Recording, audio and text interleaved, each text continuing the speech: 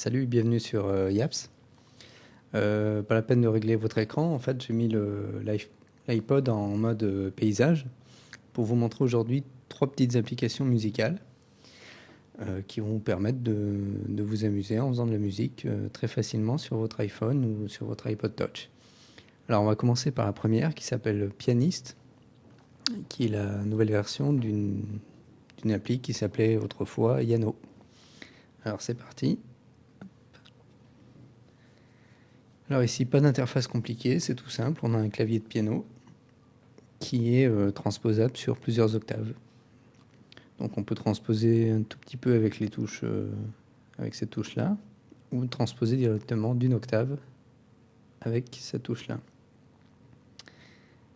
Et ici, on vous indique la note actuelle. Donc là, c'est C4, c'est le do habituel.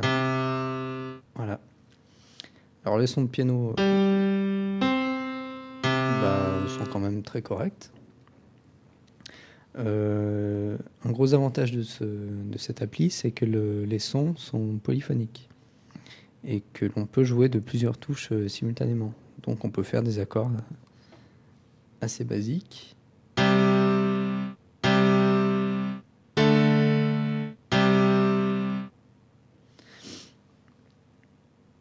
Hop, on va aller un petit peu plus haut.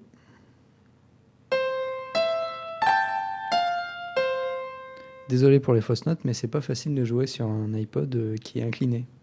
Il vaudrait mieux le poser devant soi.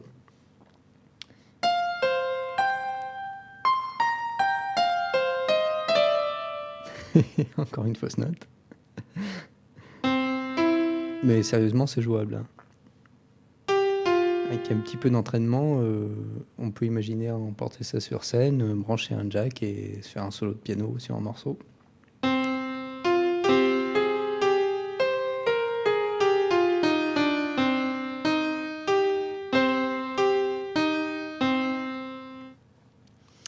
Alors, après le piano, on va passer à un instrument un peu plus exotique. L'application s'appelle Gangsa.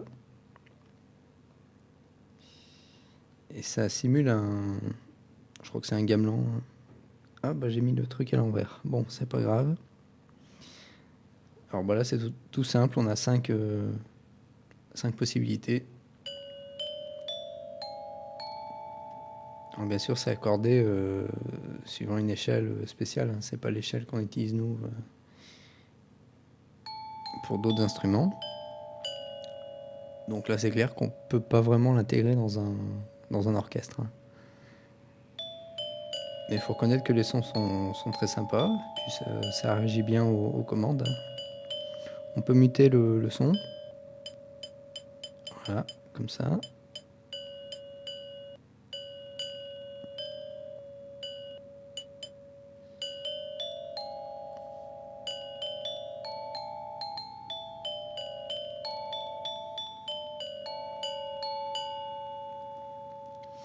Voilà, une petite application sympa, pas spécialement utilisable, mais à essayer quand même.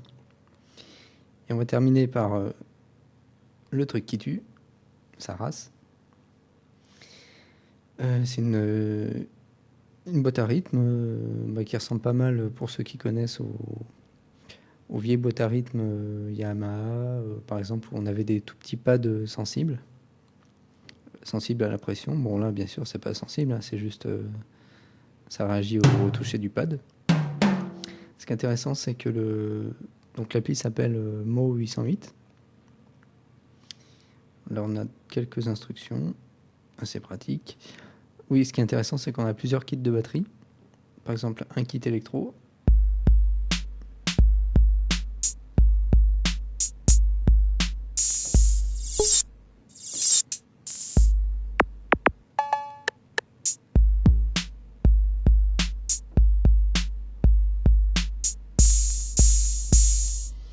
Un kit rock. Bon, là, je vais avoir du mal à faire un rythme, mais bon, c'est faisable, hein, si on met à plat.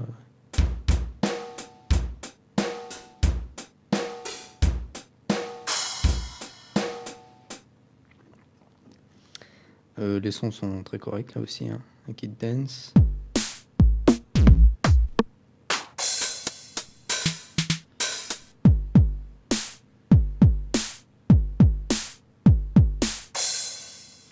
et 2 kits jazz.